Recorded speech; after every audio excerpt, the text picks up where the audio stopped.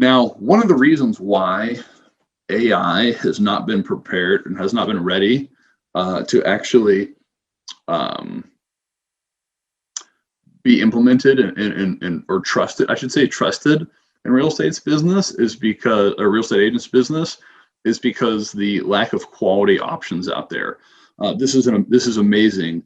I actually was talking with a partner company of ours.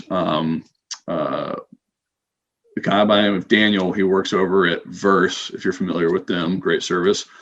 Um, and he and I were talking just about chat bots, and he told me he reached out to Quicken because he wanted to learn about their experience from the consumer side, and he got a text message from a chat bot.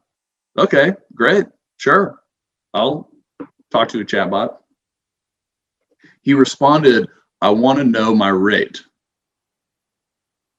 And the chat bot responded, I should have put, I can't believe I didn't put a picture of the text on this. The chat bot responded, sorry, I don't understand your message. This is Quicken, guys. They have millions of dollars. They spent $200 million a year for the past however many years growing their business, and their chat bot doesn't understand the phrase, I want to know my rate.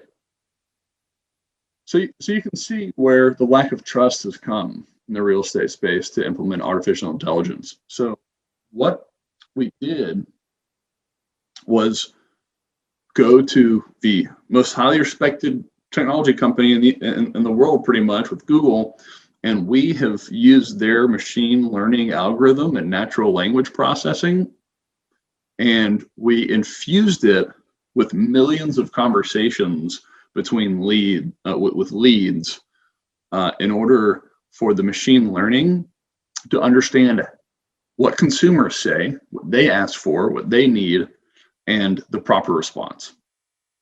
So as a result, we have a chat bot that actually speaks in real conversational terms and provides a great experience.